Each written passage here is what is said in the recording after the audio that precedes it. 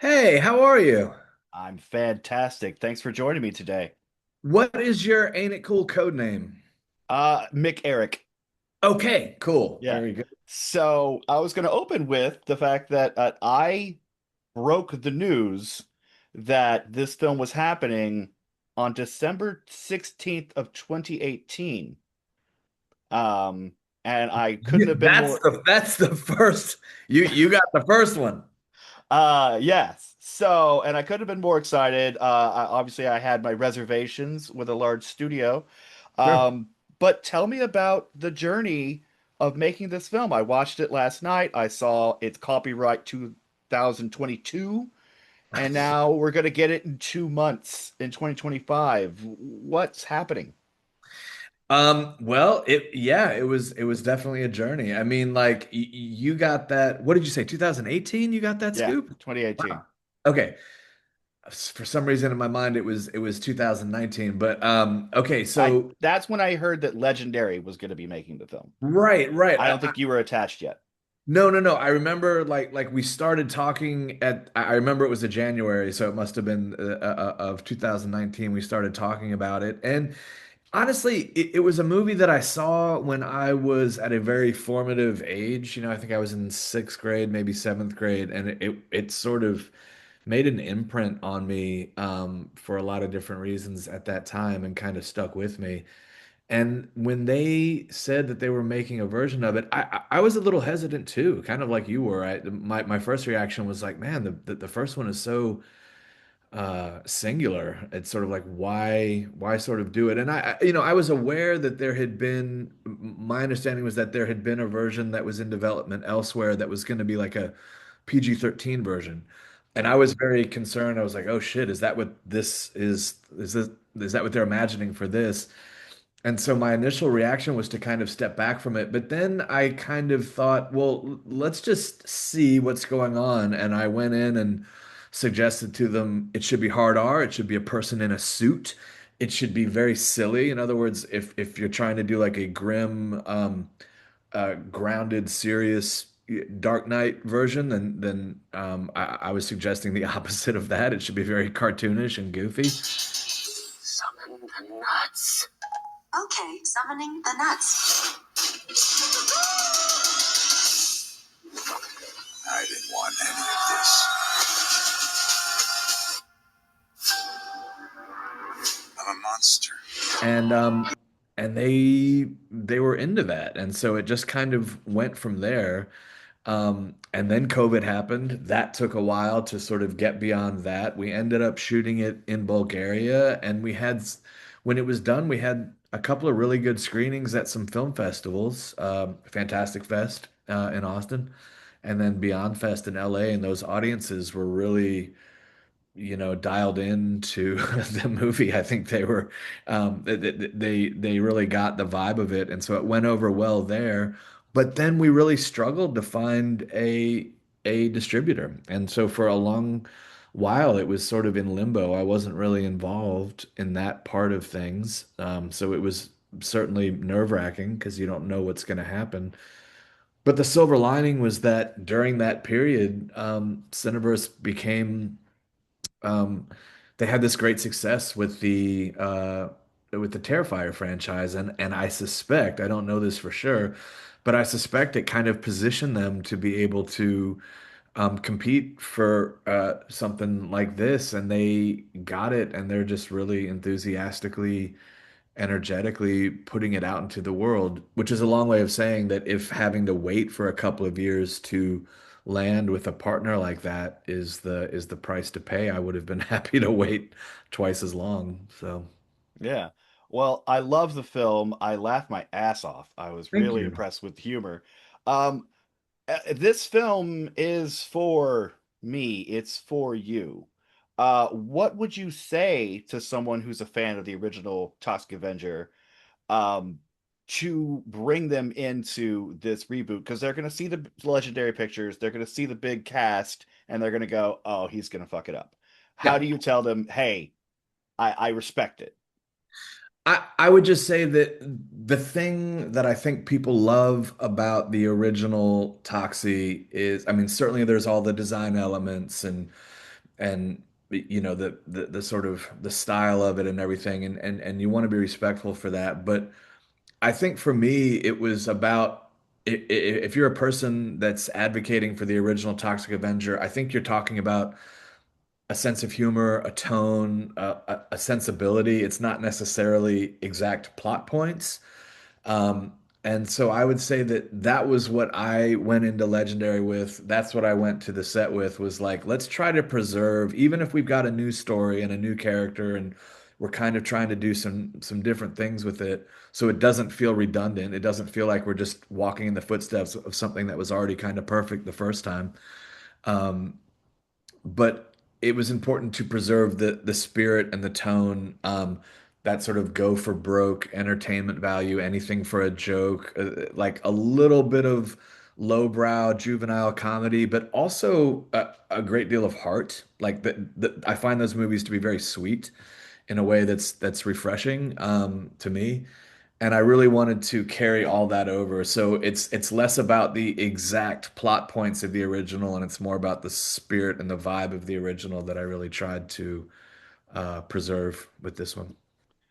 Speaking of heart, you inverted the generational lock of the first film where Toxie's mother was his tether to the natural world. Now he has a stepson, Wade.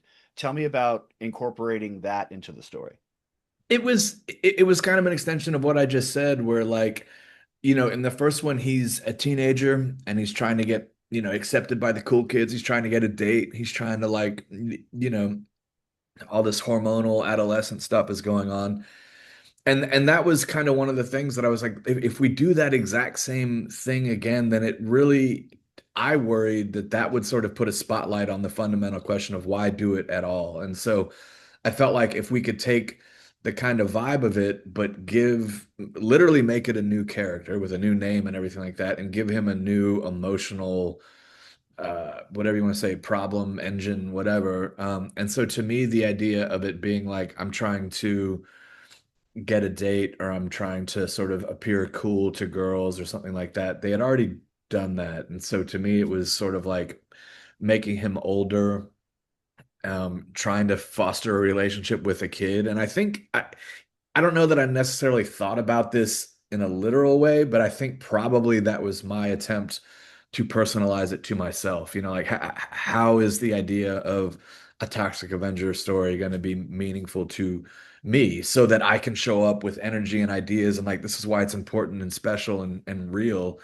And so making it be about a guy that's having a hard time paying for his health care and trying to connect with his kids, I was like, I can relate to that. So Yeah, the villains in this film, they're not, well, a lot of them are senseless, violent, insane people, but then you also have that corporate overtone that yeah. more reflects the world we're currently living in. Yeah. Was that a conscious choice to actually put some meaning into the film? I mean, not in the sense of like, here's something you should learn from it, or here's a message, not at all, but in the sense of like, uh, to dimensionalize the bad guys in a way that's more than just like, I'm a crazy cackling bad guy with an Uzi, which is like those dudes are fun and you want them too, but for the big evil to be something that like not only is very steep for Toxie to have to contend with, but also for people watching the movie, it can be like, yeah, that sucks.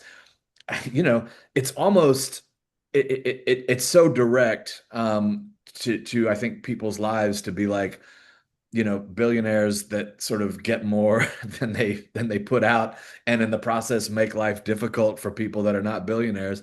I, that's relatable to me. I think that's relatable to people. And so if Toxie is positioned as like an underdog that's going to fight against a corrupt system, then that seemed to be the most relevant one. It was less about like making it meaningful as making it dramatically correct. Like that is the biggest evil that Toxie could contend with. Let's talk about the cast. You got some great people that you've worked with before, Yeah. so I'm certain that was difficult. But was there any big fish that got away? That got away. The big fish that got away. I mean, I wouldn't. No, I mean, and here's what I mean, that there's not like, oh, the movie would have been better if we had gotten this person. There was definitely like a couple of places where we tried to get a person and then it didn't work out and we went to somebody else. But I am a big believer, and maybe this will sound hippy dippy, but I really believe it that like in 99.9% of the cases, whoever is in the movie or whatever scene you shoot or whatever the costume is or whatever it is what it was meant to be. You know, it's sort of like they Indiana Jones was supposed to be Tom Selleck, right? And then all of a sudden it's Harrison Ford, and now it's just like, no, fucking Indiana Jones is Harrison Ford. So to me, it's like, yeah, maybe you make an offer to someone and that either they don't dig the script or they're not available or for whatever reason they wouldn't do it, and then you go to this person, and then you get on set and you see them play the character and do the lines, and they're in the movie, and then it's kind of like you can't imagine it having been any other. What was I thinking? Offering that I should have gone to them first. Like that's the person who it was always meant to be. I believe that to be true. I picked up on a prescient moment when they're watching the news broadcast and they're talking about Toxie when he first appears, and they're asking what he is, and there's a reference to MS-13. Armed political extremists have taken hostages downtown. Somebody do something! Wait! Stop! We'll get to all of that. Just relax, okay? Which is now, very much in the news. Mhm. Um, was that a prevalent concern when you were writing the script in blankety blank year? I was writing the script in 2019, and it was just a kind of like I think it was just sort of making a joke out of the way that certain media outlets might seize upon um a gang storyline or a migrant caravan storyline or whatever it is as a Their way to fear of be the like, weak. you should be terrified. You should be fucking scared to death. And if you're not, then you're not paying attention.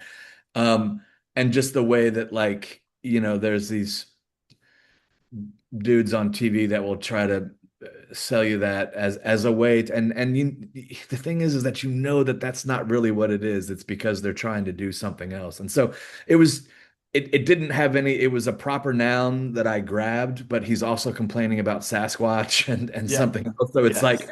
I think it's like if you look at the scene, it's obviously nonsense, but it was inspired by the idea of kind of like that kind of irresponsible fear mongering Now that you. tell me about the Butt Guts unit. I'm Hmm. watching the credits and you have an entire Butt Guts 2023 unit. Yeah. There, there was there's a shot in the movie, if you've seen it, where he punches somebody in the butt so hard that he pulls their lower intestine out of their butt. And there was this very late at night, I was sitting around with the editors and we were sort of like pitching ideas about an additional gag that we could do that would be funny. And one of the assistant editors, I was starting to tell this story or suggest this idea for a fight sequence where I was like, and I think Toxie will take his mop and he's gonna yank this guy's pants off. And what I was gonna say was he would break the mop over his back. And then one of the assistant editors was like, and pull his guts out of his butt, and everybody got very quiet. And I kind of looked at him and I was like, yeah, dude, that's what we should do. And so then very quickly we wrote this is so stupid. We wrote the producers at like 1 in the morning. Actually, it was the head of the studio and sent her an email like sort of asking, can we do this?